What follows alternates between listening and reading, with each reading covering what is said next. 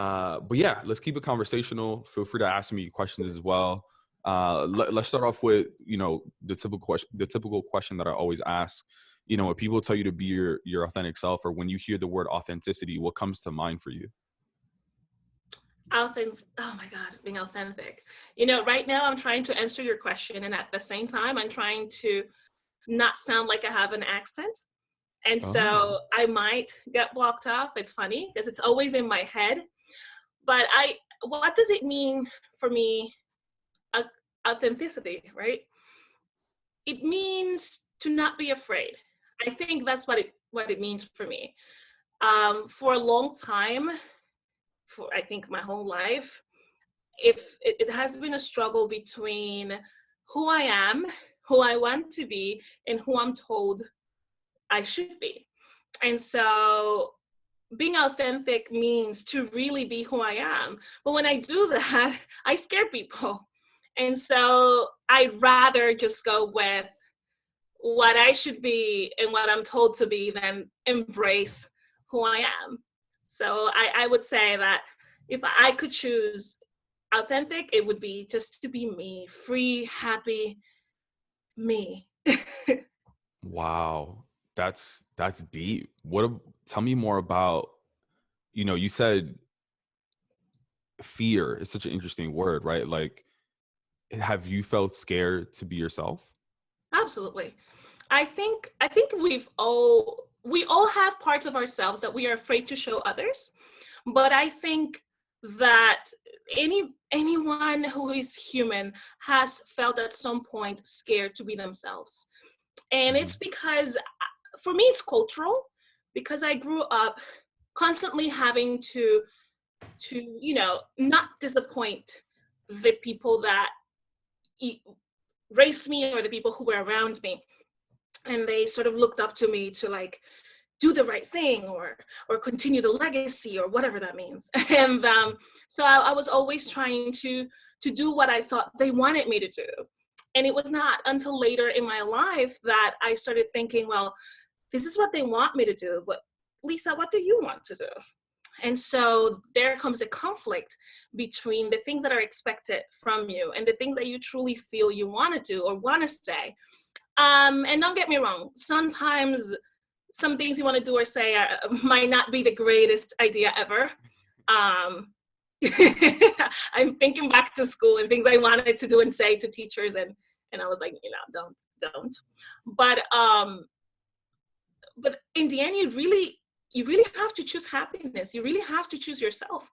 I feel like some people, unfortunately, go through life without ever really experiencing happiness because they don't allow themselves to be without fear, to be Yeah. without the judgment, to be without that little voice that starts talking and we're like, nobody wants to see you without makeup. Come on, you need to put it on, or you shouldn't wear that. You're not supposed to wear that. You know what's going to happen when you wear that.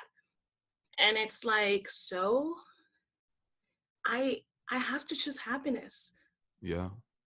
Well, it's interesting because I think everyone has those voices in their heads, right? And I think sometimes we, like, for me, for example, like like those stories in my head, or those people in my head, like those are really just like people that I've made up. It's not necessarily like someone telling me to do a certain thing. But I'm wondering, like, you growing up, you mentioned like you had certain expectations. I'm wondering if those people that you're referring to are like actual people in your life telling you to be a certain way. Like, talk to me a little bit about growing up, and what were some of those expectations that you feel like were placed on you? So, well, first, I think it was very tough for me. And again, I know there's a lot of people who have it tough, but I'm talking Mhm. about the story I know, which is my own. Mhm. And it was tough because, my mom was a single mom. I was growing up in a third world country with very little resources, and an extremely male-oriented society where my mom was in a male-dominated field, really trying to make it happen for us, and it was very, very challenging for her.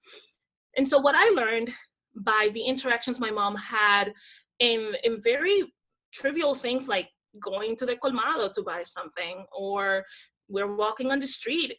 Um, I remember one time, for example, that we were walking and some dude whistled at me, and my mom was just like, keep walking. And I always had questions, and it's like, no, like, I don't, like, I want to confront this person. She's like, it's not worth it, and I'm like, I just feel that attitude of it's not worth it, it's what's letting him know that it's okay for him to do that. I don't think somebody has stopped and being like, dude, you have to stop, like, come on. And then it's like, oh, that's not your job. And I'm like, oh, whose job is it? And so it was just this struggle between, my mom was very like, play it safe, play it safe, play it safe. But it's because she grew up with this, like, oh my God, if she didn't play it safe, her life could be in danger. And so she wanted me to survive. And for a bit, especially when I became a teenager, it was like, my mom doesn't want me to be myself. And, there comes that back and forth. But my mom, now that I'm doing my PhD in developmental psychology, and I understand more about behavior and all of that, I sort of understand where she was coming from. And truly, ultimately, she wanted me to be safe in a place that was very unsafe for a young woman growing up. And her experiences shaped part of the way she treated me, raised me. Sometimes they were not the greatest approaches, but those were the only ones she knew. And I'm not excusing things, because we have these difficult conversations now, and I'm not excusing the things I know she did that were not okay, but I understand. It was a lot about safety, and it was a lot about her not wanting me to get hurt. The thing is that, and this is something that many women who happen to birth very strong women, is that everybody's different. And so maybe you have your own stuff you're working through, and that's okay. You got to let people be. And so for her, she was afraid of letting me be. See, every time that came out, she was like, oh no, you're going to get hurt. I better just hide you in this box. And I'm like, I don't know boxes. Excuse me, I'm going to be out here. And so, I honestly believe that the voice, like that particular voice, and for those people, like my colleagues watching me right now talking about voices in my head, please, I still want to get my license. I don't really hear voices. It's a metaphor to just my mom. It's my mom telling me, I want to keep you safe. And then it's me saying, I'm okay. I'll take care of myself. It's all right. And just to give context, where did you grow up? I grew up Dominican Republic? Yes, I grew up in the Dominican Republic, born and raised. And we often hear about like machismo culture, and I had someone else on the podcast, Angie, who, I don't know if you know about Dominican Writers Association. She's dope though. I work with them. So I'm about to launch my book, and I'm working with them on that. So I know Angie. I love her. Yeah, she spoke a little bit of, that's really dope. I really want to check it out whenever you do publish. She spoke a little bit about machismo and like how it impacted her life. But from your perspective, like, what was your experience with it overall, and how you think it affected you? Because you mentioned like your mom was trying to like hide you from certain things out of fear for her life and for your life as well. So there's so many stories, and this is where I'm doing my research on cultural trauma, and I want to publish about how the culture you are born and raised in shapes you for life. You carry some of those things with some of those things from your culture. You carry them with you, even when you leave that culture. Let's say you're an expat somewhere else. I've lived in 30 different countries, and I went to other places, and I met people, and we spoke about our experiences, and still there, it comes out. Back when I don't know how things are now, because honestly, I don't frequent Dominican Republic as much as I would like to. But back when I was a child, it was just not the greatest place to be a girl. In the sense of, there were so many rules and things that were expected from you, and things that people knew and you were supposed to know. And then I think the thing I least like about my particular family and the whole thing that was going on was like the hush hush sort of thing about, oh, this person said something, or particularly, let's say a male figure in the family said something or did something I didn't like. As a girl, you're just supposed to hush hush. You're just supposed to respect. You're just supposed to, oh, we don't talk about it. Oh, or like, I remember when I became a teacher and I thought my story was this burden for me to carry. I was like, wow, this probably didn't happen to anybody else. And then I started talking with students, I started talking with colleagues, and everybody has a story. And I'm like, it's an epidemic. A similar story, you mean? Like to you? Yes, yeah. So girls growing up, everybody has the story of a cousin or a neighbor or somebody who did something that they shouldn't have done to a young girl, or said something that stayed with them for life. Or like, I remember sibling stories from a coworker where like she was not, like, her brother had to get his food first, so he got the best parts of the chicken. Like all these weird things that I know it doesn't happen everywhere. But to hear these little stories, like some of them about food, but how that made her feel, she told me shaped her way. Like, she was a vegetarian, right? And she was telling me, I think that I don't like to eat meat because it reminds me of my brother getting the best pieces of chicken, and then I had to get whatever was left over, right? And I'm like, well, that's not fair. Your home is supposed to be the place where you feel safe. And this person, look, she was like acknowledging, and I'm glad she was, like, her own brother. And again, it was not him, he didn't choose this, it was like their parents making this dynamic. And like, that's one story. And then I hear the other girls say, oh, my cousin touched me inappropriately, I told my mom and she said, well, we're not going to talk about it. And I'm like, this is not okay. We have to talk about these things. We need to tell girls they have a voice, and we need to tell them this because they need to be respected. And so learning this about my culture, made me have this love-hate relationship with it, where there's so many things I truly love and things that I'm like, oh, this is terrible. And I believe it's because we hush that it continues to happen. Today, particularly, I had a conversation with my mom about a family member. So there was a family reunion, and to make the long story short, there was this girl, and she was 14, and the family member is an older man. I think he's 70. But the thing is that he told the girl, oh, come give your uncle a hug. And she said no. And he got upset. And he was like, oh, falta de respeto, disrespectful little girl. I used to change her diapers. How dare you? And I remember saying, she's allowed to say no. She's allowed to say she doesn't want you to touch her. Like, even if it's a hug, even if you're her uncle, she doesn't have to hug you. And this little thing when we tell little kids, like, go give Titi a hug, go for your grandma, and the kid is like hesitant. We have to respect that. And I just feel like it's part of the culture. We're like, oh, odioso. This kid is like, oh, they don't like, oh, how can you be like that with your family? Well, because that's who I am, and I'm, have boundaries, and I want to learn about them. But anyway, me fui en una.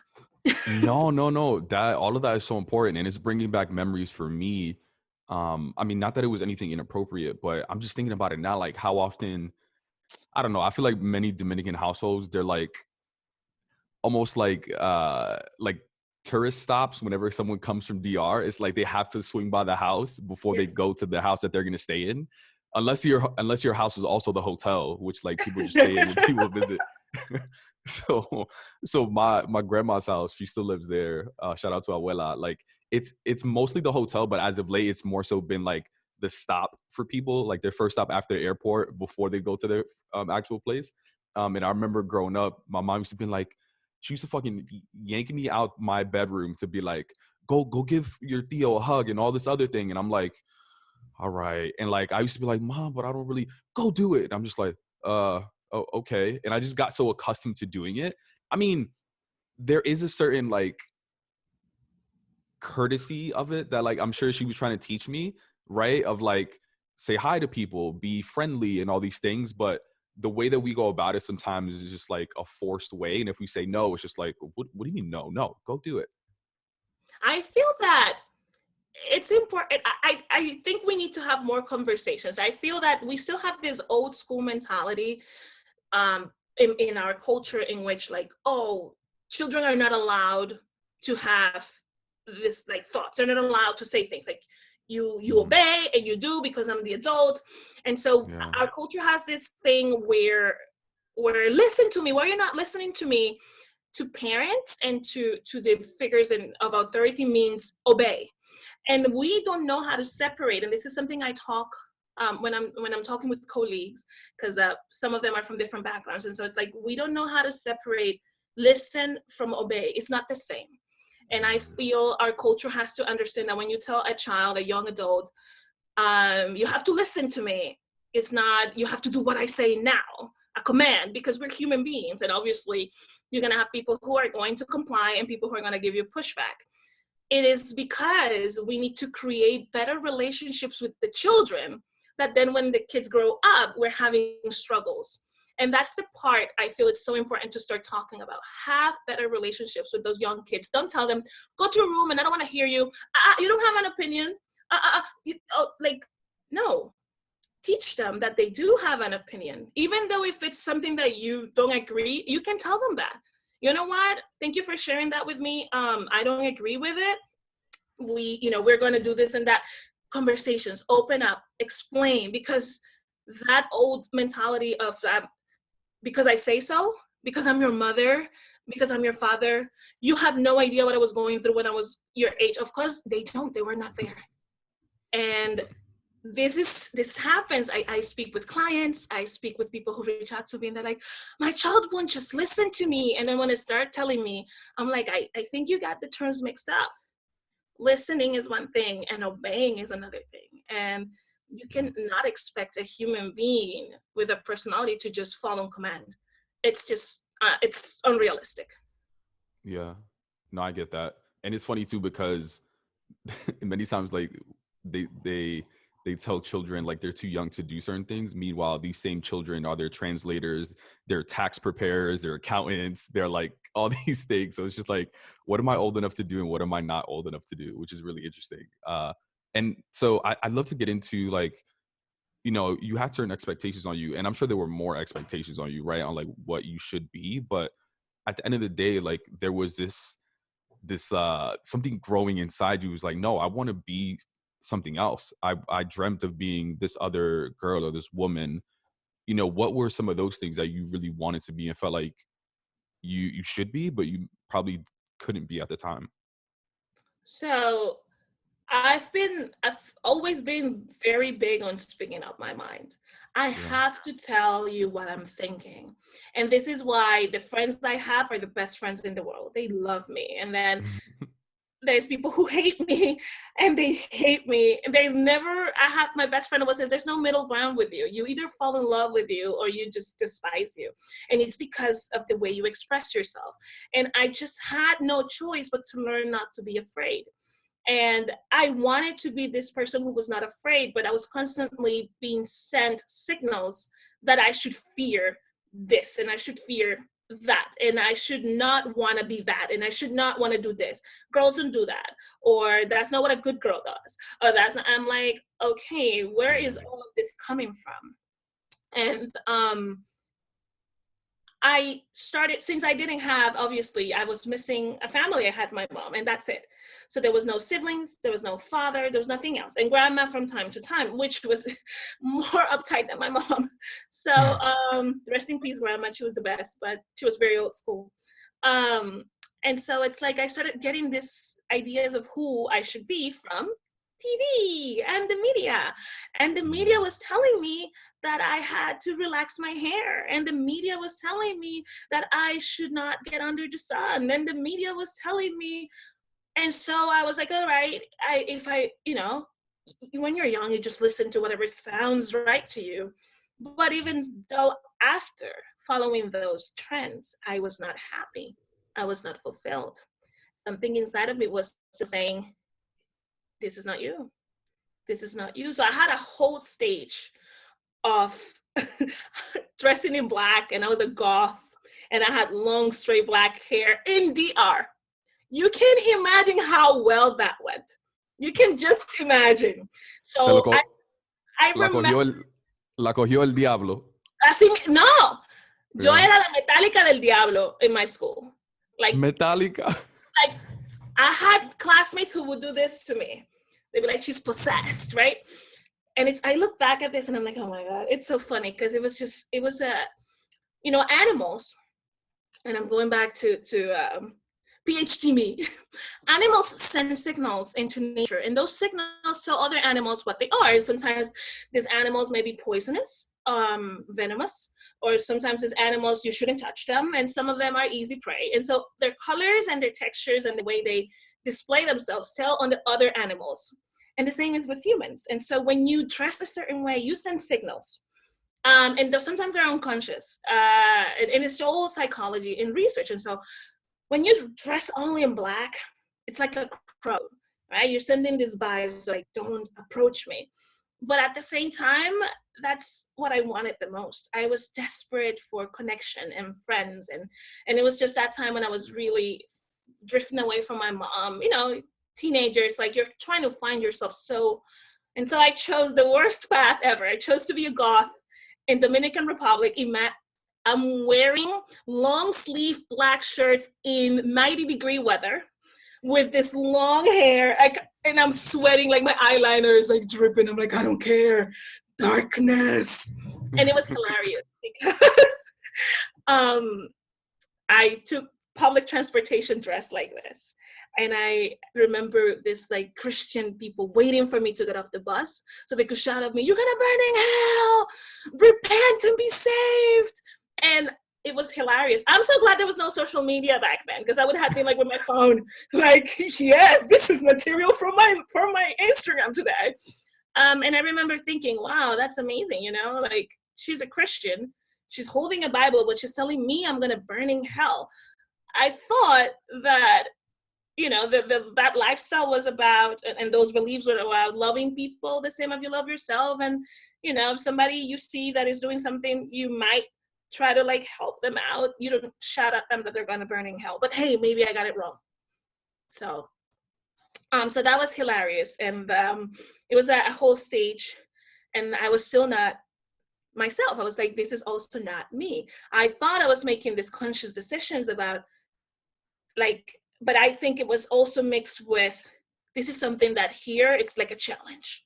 It's a challenge. Nobody's doing it, and I am going to do this unique thing, and I'm gonna go out there, and yes, I'm gonna dress in black and have the long black hair. And then I was like, what are you doing, man? And all of that stopped, and I got a boyfriend, so that was good. No, but jokes aside, finding yourself in a place that's constantly telling you who you are supposed to be without family support, which happens to many of us, which come from broken homes, it's beyond challenging. So props to all the people who have gone through that at some point in their lives, because it takes a lot of courage to stand up one day and be like, I don't have to dress in black, and I don't have to dress this other way, and I don't have to straighten my hair, and I don't need to be blonde, and I don't need the high heels. I'm just gonna wear whatever I like, whatever makes me happy. And then if they don't like them, well, my best friend, rest in peace, told me one time, we were walking from college, and there was this girl, and she just gave me this dirty look for a long period of time. She's just staring at me. So I tell my friend, look at that bitch staring at me like that. And he's like, don't look at her. He's like, that's it. And then I look at him like he just said the most ridiculous thing, but he's like, yeah, she's giving you a dirt, don't look at her. That's it, problem solved. And I'm like, you know what? Yeah, I don't have to look at her. And if she wants to look upset, she can be upset. I'm just gonna keep walking with my hips and everything that's going on. Yeah. Well, it's interesting too, you use the word courage. Like, you went through this goth stage, but even in that sort of rebellion, right, of like what you were supposed to be, you still weren't being yourself, you said. Like, when did you get the courage and finally take that step that you needed to finally be yourself? Like, do you remember, was it like a specific moment? I don't think it was a specific moment that I woke up and was like, yay! But I think it was a series of events. So I moved to New York after graduation. And when I moved to New York, I failed to mention that I had 18 piercings. And yes, it was part of it. So I had taken off a few of them. I moved to New York. I moved to the home of one of the most wonderful human beings I've ever met. And she's a good friend of my mom. She opened the doors of her home to me. So until I could find a place to move and all of that. And I remember her telling me, so I had this industrial bar in my ear, and my whole ear had like Mhm. little hoops on it. So she was sitting there with me one afternoon, and she's like, "Ooh, did that hurt when you got it?" Which is a very common question you get from people, Mhm. like, "Oh, did that hurt?" And I was like, not really." And then, I think I was reading or something. And then she's like, "Do you like having it? Like, is there any particular reason why you got that?" And I'm like, so then she started making me think, and I'm like, well, I got it because it's cool. And then she's like, yeah, so, you know, it looks painful, and do you like it? And I'm like, I used to. I don't know if I like it that much anymore. And then with that, she should be a psychologist. Like, she should be the one. And then we were going back and forth, and ultimately she's like, take it off. Like it's about proving that you're tough. She's like, girl, you're here, you're tough. Look at you, graduated. Look at you. You. It's like, you don't need to prove anybody you're tough. Like, anybody who knows you knows you're tough. And whoever doesn't know, they'll find out. You don't need to have that thing like in your ear. So I went to the bathroom and took it off, and like my eyebrow went off after that, and it's like the only piercing I kept was my nose. It's still there. It holds a special meaning to me, and it looks cute. I really like it. So it was just that moment. And after that, I remember going shopping, and it was just like I still had like those traces of like the black clothing, and then just looking at stuff that I actually liked, and I was like, oh, this looks like something I'd like to wear. And I actually like colors, but I was afraid to say I like colors because I was supposed to be this Yeah. dangerous girl. And so it was like a transition from my whole wardrobe change, everything. And then I felt that I was little by little walking towards my own um, freedom, and I it felt great. I wonder if like the physical change of location for you of leaving Dominican Republic and going to New York, was it just like, yo, no one knows me here. I get to like fresh start. I get to shape who the hell I am, and no one can tell me what I can and can't be. Was it a little bit of that? You know what? That's a great point. Um, the change in location meant a lot of other changes too. And so, like, a lot of things that I'd never experienced before I experienced here. And when I first came, I was struggling with my old identity to like the person. And then it's like a snake. I started shedding the skin. And for a moment, I wanted to like put it back on. I was like, wait, but now I didn't need to do that anymore, because the person who came out of that shed skin was incredible. And I like, things here were very different. There were things that I didn't like, but what place is perfect? But I remember like little things that started make me think. For example, I joined a modeling agency, which was something I always wanted to do. And my mom always told me, oh, you're short and fat. Nobody's going to hire you as a model. And so Yeah. I was like, you know what? No, I sent my pictures to several agencies, and I got signed with two. And it felt like a great win to me. And so one of those agencies sent me to a photo shoot, which I still have the pictures of. And she told me, oh, and by the way, the client wants you with your afro. And I was like, what? She's like, yes. She's like, your curly hair, the pictures with the curly hair you sent me. I'm like, yeah, but that was just for you to see that I have texture. And I started making excuses. She's like, well, that's the shoot. So show up with your hair washed, but they want curls, don't blow dry. I've never been so scared in my entire life. I rode the train, and I literally was thinking people were looking at me. I was like, everybody's staring at my hair. Everybody's, oh my God, I didn't do my hair. I didn't do my hair. I didn't do my hair. I should, oh my God, oh my God. And I remember I got to the set, and I walked in, and I was like, they're all staring at my hair. Ain't nobody staring at nobody. I got in there, and there was this woman, and she was like, oh, you're Lisa. And I'm like, yes. Like, oh, I'm going to be your makeup artist today. I'm going to do your hair. And I think that I will never forget that interaction, because that woman just started talking to me. He's like, oh my God, is this hair new? I'm like, yeah, I cut my hair. I cut my hair and I stopped relaxing it when I came to New York too. That was another big thing. So I had let my hair grow for like 2 years at that point. And she was like, oh, this is virgin hair. And you don't color. I'm like, no, I haven't colored. It's like, oh, we're going to make it. Oh, it's going to be fun. And she did my hair like I've never seen it before. And when I saw myself on those pictures, I cried. And I remember the photographer being like, are you okay? You need a break with some water? I'm like, no, I need a moment. He's like, oh, okay. We're going to take a break. And then he told, like, hey, can you ask her if she's okay? Like, hey, it's okay if you need to use the bathroom or something. I'm like, no, I'm okay. But I just couldn't stop crying. And I remember walking out of there, you know, full makeup, hair done, walking so confidently like never before. It was just like, my hair, I'm riding the train, and yes, people are staring at me, but they're staring at me because I'm hot, man.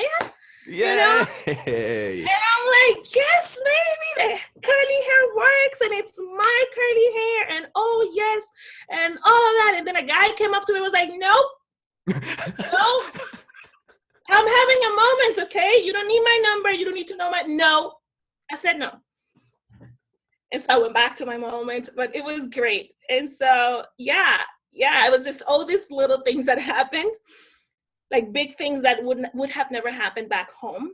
I'm so proud of the women who are now fighting to bring this concepts to the island, and there's still people giving them pushback.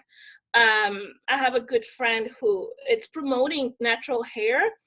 And when I read the comments on her Facebook page, I'm like, what is wrong with people? Like, first, you don't have to come and make those comments. And second, you don't like your hair? Keep scrolling. Like what? And what do people say? So I remember one that I commented on because I was really upset. And she's like, don't engage with these people. I'm like, no, girl, like, we're going to engage, okay? And this was a long time ago. I don't do that anymore. No, but so she posted a picture of her hair, and she was explaining the benefits of aloe, and like how we take aloe, and it was a beautiful picture. And then somebody said in Spanish, so they say vaya peinarse, whatever, and which, you know, vaya peinarse is like go get your hair done. Mm-hmm. And then the person went on about like, I don't understand why people think that being unkept is cool and they want to make it trendy. It's not trendy. Go get your hair done. If you don't have money, get a man to blah, blah, blah, blah. And I was like, no, she didn't. Oh, no, she did not. I'm so curious. Like, I wonder if the comment about the man helping her got you more upset, or was it the hair comment? Because both of those are so problematic. I honestly think it was both. I think I was reading and I was like, here comes another person who has a problem with somebody just doing what they want to do, what makes them happy. My friend is passionate about promoting health, you know, healthy hair, natural hair. Cool. There's people who are passionate about wigs. Cool. There's people who are like, whatever makes you happy. And then there's a group of people who are like, they're going to come and like your content. And this person has to come out of nowhere and insert themselves in this like conversation, and they're like, vete a peinar. And if you don't have money for the salon, tell your man to give. I'm like, no, you did not. Because this is something this is another thing. I remember being in college and having a classmate tell me, so I had a boyfriend, and I really liked my boyfriend, but he was a weirdo like me. We were both weirdos. Shout out to my peoples. And she was like, oh, why you date? Like, you're so pretty. Why are you with that guy? You should get yourself a guy who pays for your salon on weekends and so you get your nails done. Because you're such a pretty girl and you should. And in my head, I'm like, that's not why I'm with him. Like, back then, you know, I was like, I love him. And we're going to be together. And all of that. But no, I really did love the guy, and I never cared how much he made or what, you know. We were together because we wanted to be together. And I also felt that, and again, I'm not against, like, if you have somebody who gives you money, like my husband buys me stuff, I'm happy with that. But it's not that I'm expecting and I'm like, this is why I'm with you. You are my little ATM, and this is your function. No, he is Yeah. also a human being. He deserves respect. He gives me something, I felt it had to come from him, and it was a gift, and it was something he wanted to give me, not because I'm like, it's Friday, baby. So I just it didn't sit well with me that you said, go get your hair done, and then for some reason there was a connection that, oh, your hair is undone because you don't have a man to pay for your hair.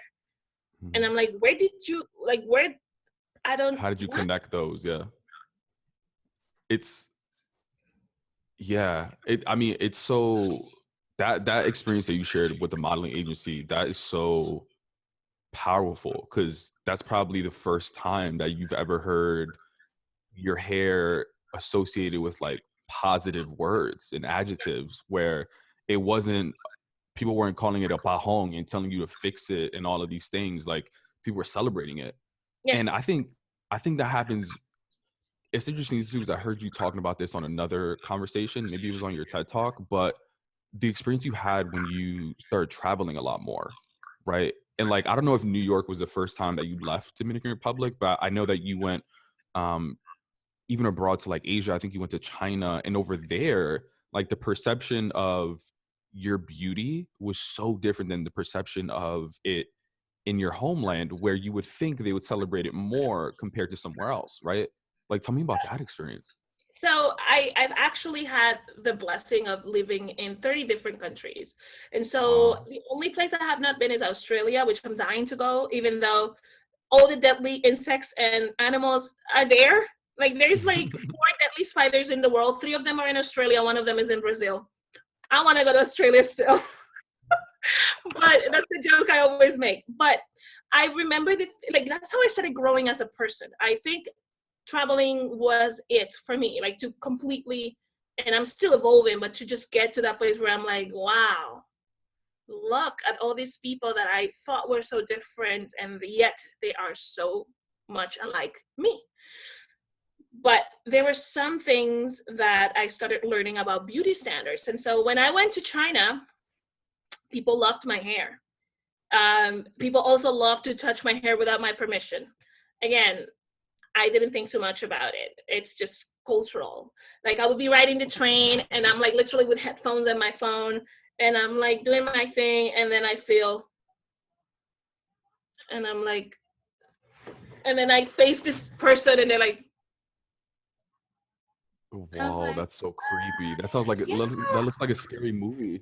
And it was like children, women, elderly people, men, everybody. And then, when I started speaking Mandarin, I would say, oh, please don't touch me without permission. But permission is a challenging word because there's not really a word for like, excuse me, or like, so you have to like play with words there. And so they'd be like, oh, can I take a picture with you? And I'm like, Oh oh, my God. okay. And I've then they'd heard be like, that. is that your hair?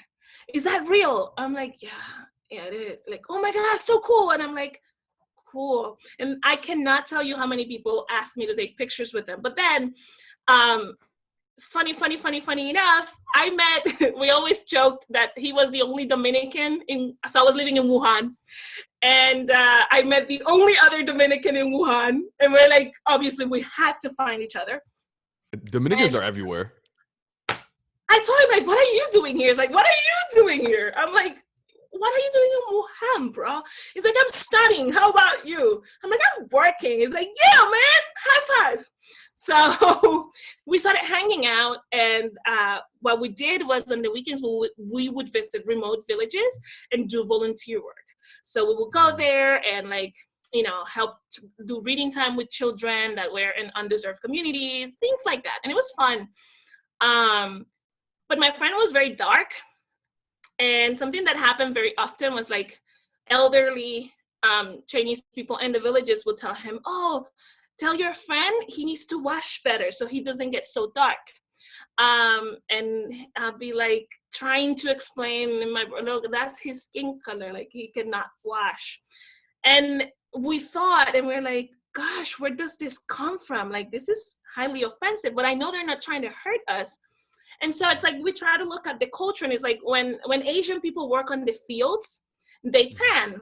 And then working on the fields gets you dirty. So they associate darker skin with labor on the fields all day. So it's like associated with this like super low class, super, and so we're like, okay, fine, I get it. I know where they're coming from. And it stopped bothering us. But then I had my assistant at my job recommend me not bleaching creams. It was like, yeah, I think it was bleaching cream. It's like, if you use this and you get away from the sun, like they were always with a parasol. We will go out to the mall or to eat, and they always had an umbrella, always, or like everywhere. A hat. And I'm like, what's up with you and the sun? And they're like, oh, sun makes you old and sun makes you dark. No. And I'm like, I come from a Caribbean island. Like, I love the sun. They're like, you're going to get wrinkled. You're going to get dark. I'm like, so what? It's life. But it's an obsession with youth, and it's an obsession with light skin. So it was the same story in China and Korea and in Japan, where everybody was obsessed with light skin. I think the most heartbreaking visit was Japan, because in Japan I was working directly for the Department of Education, and I've heard stories, but I thought they were made up. I remember the year before I went to live in Japan, Japan had a Miss Japan. She was half Black and half Japanese. And she gave this wonderful, beautiful documentary. And I saw the whole thing because I was into beauty pageants and I was into Japan. So I was like, this is for me. But it was just this poor woman explaining how hard it was for her to grow up over there. So when I went there, I was working for a company, and there were several couples there that were mixed, Japanese and American. And in the classroom, they made the mixed children sit on the back. That was one thing. No matter if you're white, no matter nothing. If you're not pure Japanese, you sit on the back. What year was this? This was 2014. Oh, yeah. You're saying the story, and it makes it seem like it's the 1600s or something. No, it's now.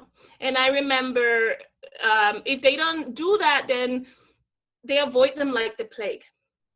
And these were things that I heard that woman say on the documentary, and I was like, she's just looking for publicity. Like, I understand. Like, she's trying to get her 15 minutes. No. Everything she said in that documentary, I saw it with my own eyes. And it's like, these are children. Okay, I was teaching a first grade, and it's like, they don't talk to those mixed children. And these children are sons and daughters of, military-based people who are stationed there, Americans, whether they're Black or white. If these are white children, they avoid them because they look different. And even though they were born there and speak fluent Japanese, they don't accept them as Japanese. If they're Black, they avoid them because they believe that the Blackness is going to stick to them too. So they don't want to touch them. And I was speechless. I was like, this is insane. And I learned Japanese in college. I was in love with this place. I was like, oh, take me, like when I got there, I remember posting on Facebook, oh, finally home, and my friend's like, oh, of course she's going to be happy there. Like, I have a collection of kimonos. I was like, I spoke the language. I'm like, what can go wrong? I mean, I'll be fine. And that's what went wrong. There's so many cultural and social constructs that are wrong that I was like, I can't be here. This is just not okay. Like, you have to be okay with so many things that are wrong, from those things I told you to, I remember, like, I'm a very hyper person, as you can see. And when I was teaching the kids, I would go out on recess and they would be like jumping the rope or playing games. So I would join them and be like, okay, what are we doing, guys? And they're going in to play. And I had my boss come out. And she's like, oh, she said very quietly, because women speak quietly. You're not supposed to shout. So she's like, oh, Lissarette, and she's like calling me. And I'm like, oh, yes, Miss blah, blah, blah. And she's like, why didn't you just read a book? And I'm like, what? And she's like, yes, it's recess time. You have your office. Why don't you read a book? And I'm like, I'm playing with the kids. I'm their teacher. It's cultural exchange. We're supposed to be having fun. She's like, Miss Lissarette, in Japan, women sit and read a book on recess. You don't jump around with the children. This is not appropriate. I'm like, word? Okay. Because last time I checked, I was teaching little kids. and they like this. So I'm just going to go and exclude myself and read a book somewhere because apparently you're not comfortable with it. So it was just like all these little things that you're supposed to know. And it's even more challenging when you're a woman. And it's even more challenging when you're a woman of color, where like, they're like, yeah, come to Japan. And they present themselves so friendly. And it's not. And so it was heartbreaking for me because I had prepared myself for years for that experience. I was like, I'm moving to Japan forever. It's going to be there. And then when I got there, it's like, yeah, no. It's like, yeah, I'm not okay with this. So, you know, sorry, I went on a whole story and I didn't let you talk. No, people are here to listen to you, not me. So, again, there's so many great things, and I just feel that we are, again, doing this hush-hush thing where, like, this is what we talk about, this is what we don't talk about. And it's a disservice to people, especially people like me who, I'm a citizen of the world. Like, I've been around, and I've connected with so many people where the idea of beauty and the idea of what I'm supposed to do and how I'm supposed to be is not unique to my home. I went to Moscow, and it was like literally people telling you go back to Africa. And I'm like, I've never been, but I would love to go. And I'm like, this is insane. And I got lack of exposure. When you went to Moscow, was this also for work as well? Yes. Got it. I went to Moscow for work. And that happened, and I made a really good friend, and she was awesome because we could have this conversations, right? And the reason why I went to all the places I went to work and live there, it's because I really wanted to experience the culture.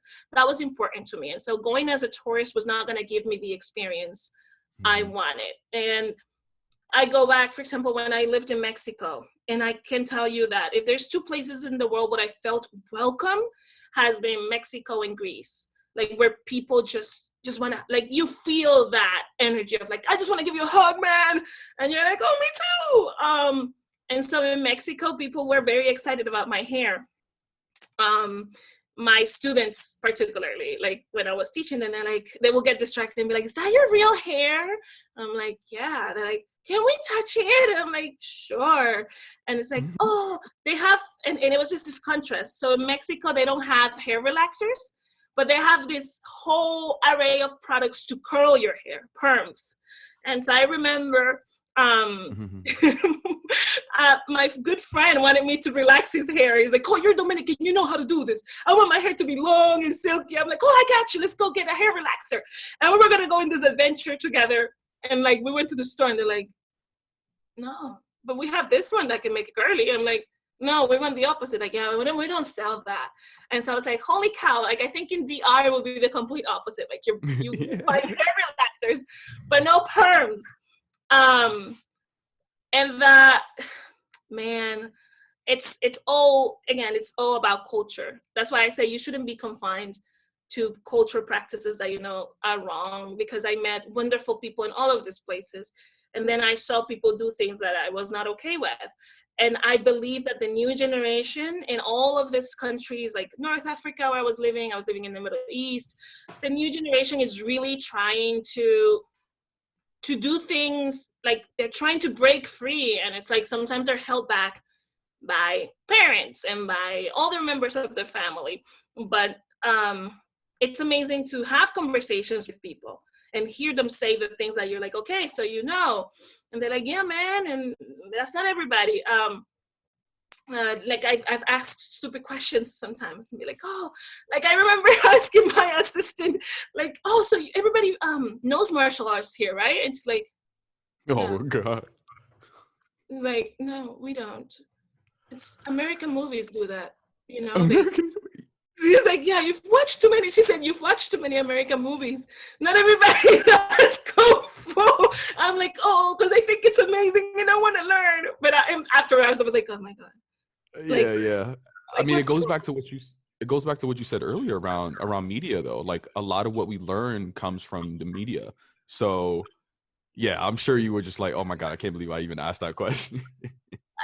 And then I've had to spend a whole year with this woman. She was my assistant, but not, she's wonderful. I love her. I still talk to her, but it was just a very embarrassing moment. And then she told me, oh, all foreigners come here. They always ask silly questions. I'm like, okay, good. I'm glad to know I'm not the first one. It's so interesting too, because we started the conversation talking about expectations around like certain cultural things, but mostly around like our family, right? And then sort of like as you would sort of grow up and you start working, and then there are even expectations like in the work setting, right? And like you had to get over that, and now you are, seems to be like you're very comfortable in who you are and everything. As you look forward and think about your continued growth, like what's one thing that continues to inspire and empower you to keep being your authentic self? Children. That's a very easy question. If I have to choose something that inspired me to continue being my authentic self, it has to be children. That's why I want to finish my PhD and become Dr. Nisnevich. And there's obviously a little bit of my mom back there, but they need to see that they can too. Children need to see that they are wonderful humans and they are allowed. And I started writing books for children because I want them to feel there's a place for them in stories, there's a place for them in success, there's a place for them everywhere. Because adults are tough. I've been fascinated with psychology for a long time, and when I was choosing what I was going to do my PhD in, after getting my master's in early childhood, I was like, oh, general psychology. And then I was like, no, adults are tough because adults are really who they are. And then it's just helping them find coping mechanisms and all of that. And I'm like, yeah, that's not me. But to inspire a child, I've been doing that for a long time, 15 years. And it's like children just gravitate towards me. And it's like they go home. I remember this mom once who told me, oh, now he wants me to get him a guitar because you told him he's a musician. And like, she was kind of upset and annoyed, but at the same time, it was like we were laughing. So, now he thinks he's a musician and I have to get him a guitar thanks to you, Miss Lisa. I'm like, hey, he has an ear for music. I'm not saying anything. I'm not, but he's good. He's good. You should let him explore. And so to feel that I'm able to just put that positive inspiration into someone who's coming up, and then they can use that in the future to say, I know who I am. I found who I am. You're not going to break me. That's it. Like, I don't need anything else in life. If I can continue to inspire children, the world is theirs. They're going to change the world. We're not going to change the world. It's the upcoming generation who's going to come and be like, I'm going to make this place nicer, better, and more lovable because there were people in my life when I was a kid who told me I could. And that's who I am.